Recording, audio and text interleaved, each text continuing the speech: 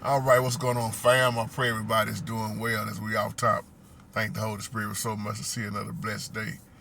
This is a part two. This video here is for the boxing fans on my page. Some people love boxing, some don't. You know, according to how you look at it.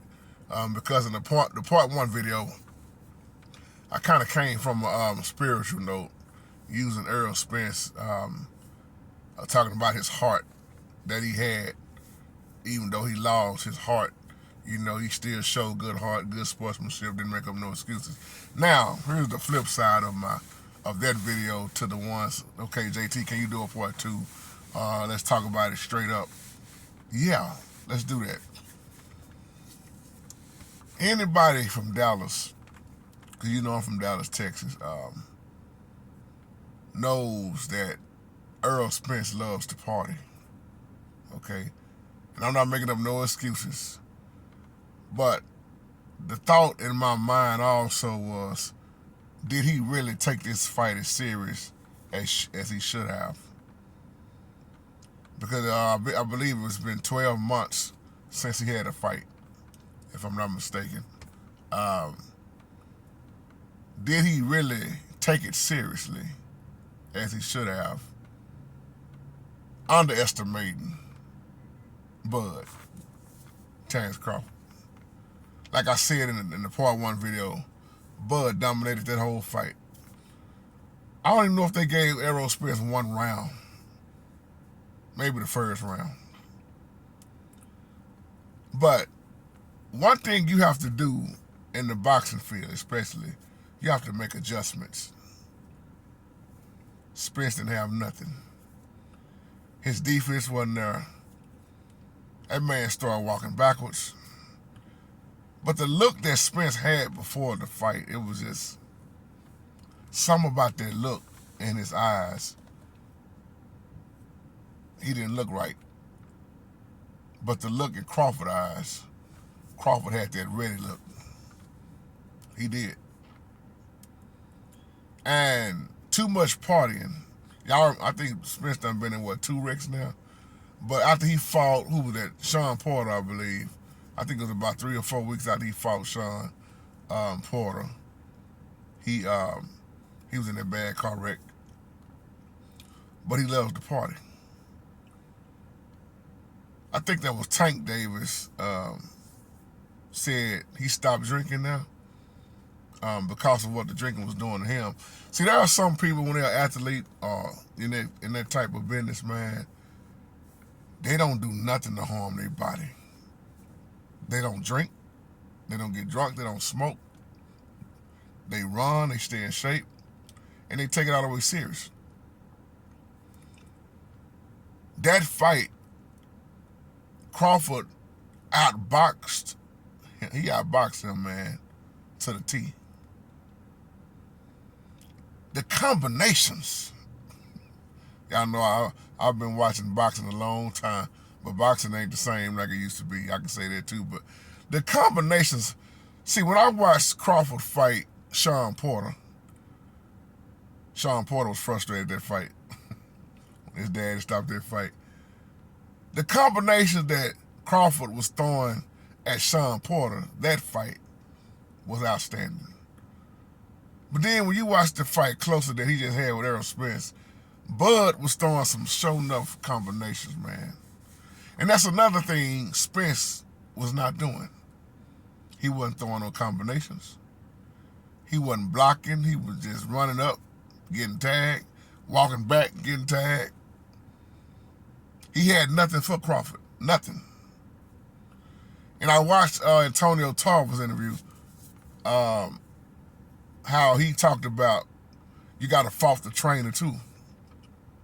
See, every man can give their opinion, their input from the sideline until you the one in the ring. And I mean all that I love.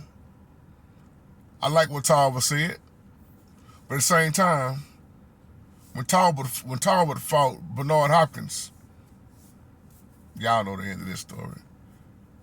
I like what Roy Jones said before the fight. Roy predicted it. But when Roy Jones started getting to the point where He wasn't the same Roy Jones. See, my point is every dog got his day. Eventually, you hang in long enough, somebody gonna get you, turn your lights out. But like you say, Maryland, in your email, unfortunately, that didn't happen for Mayweather yet. But Crawford is at the top of his game. But everybody can sit on the sideline and be like, you should have done. See, a trainer can train and teach you this, but you got to realize that trainer ain't the one in the fight. If you put that trainer in the fight, if you put the sparring partners in the fight, could they actually win the fight? Some may say yeah, some may say, man, no. And I'm not saying it to discredit the trainer. It's just like when you're playing basketball, football, everybody got a coach. But your coach ain't the one inside the game. They're not the one playing like you playing. They're not the one fighting like you fight. They can tell you all day what to do and how to do it. And apparently, Spence didn't listen to nothing his corner was, or did he?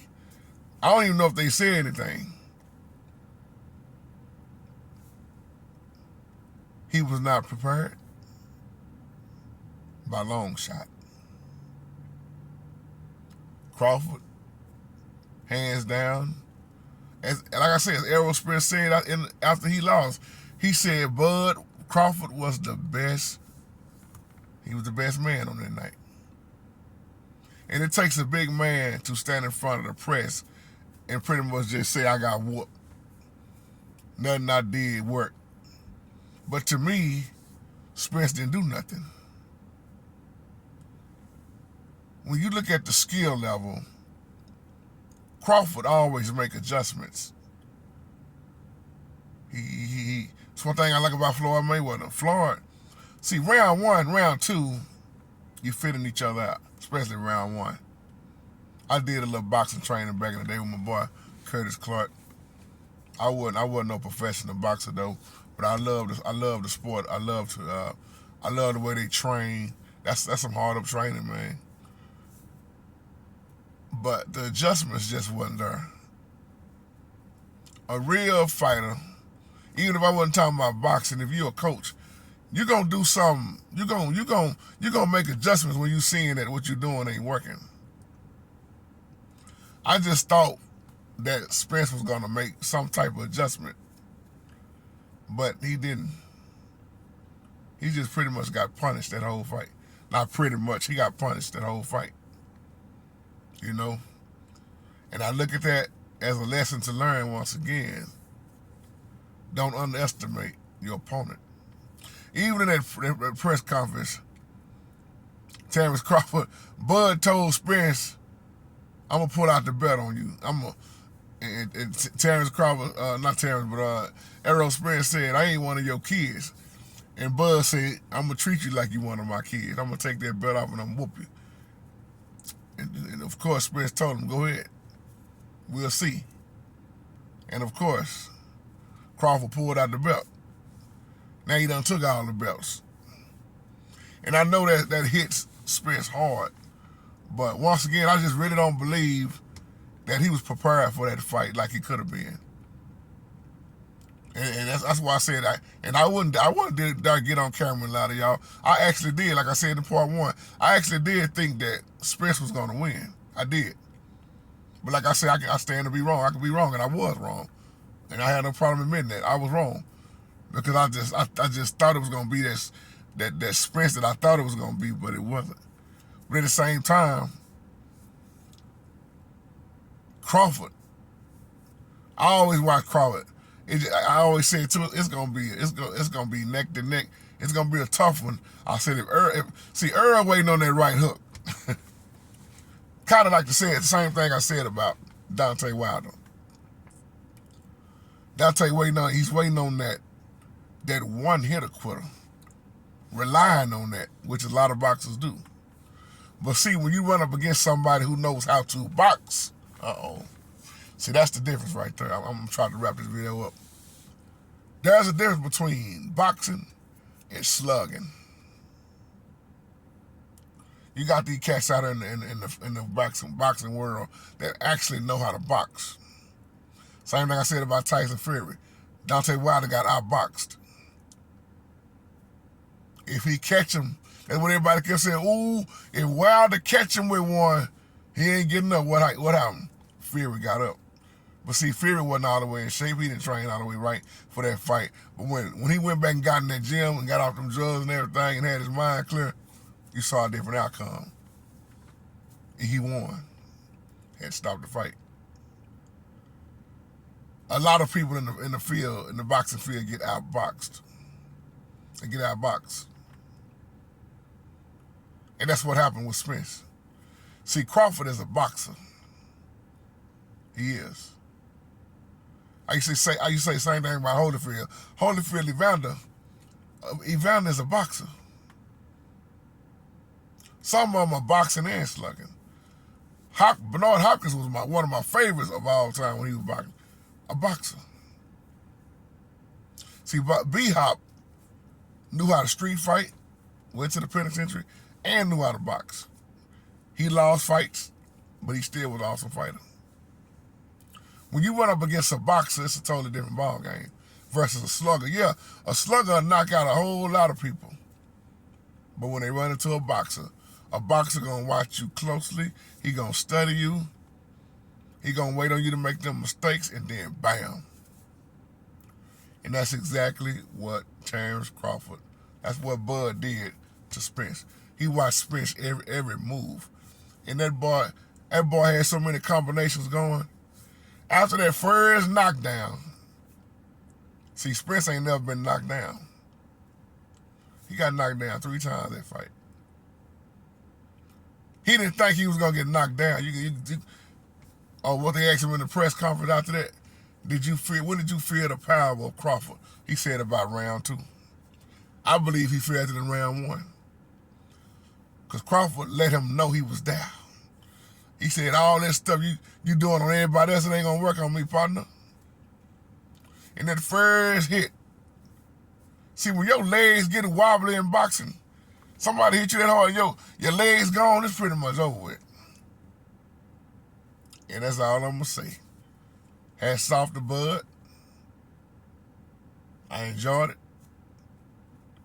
And hats off to Crawford. Hats off to Spence. When I say Bud, some of y'all don't know they call Terrence Crawford Bud. Terrence Bud Crawford from Kentucky, if I'm not mistaken, Kentucky in the house. But hats off to both of them. Spence, this is a time for him to go back and get it right. I don't know if it's gonna be a rematch. I don't even think they're gonna even, I'll be shocked. I'll be honest, I'll be shocked if it be a rematch behind that one, because it really ain't no need for no rematch. I don't know. I don't even know if it would sell the same. I don't know if it would be the same, because that was the fight everybody was waiting on, and Spence didn't show up like he's supposed to. So we'll see. And on that note, y'all have a blessed day. Peace out.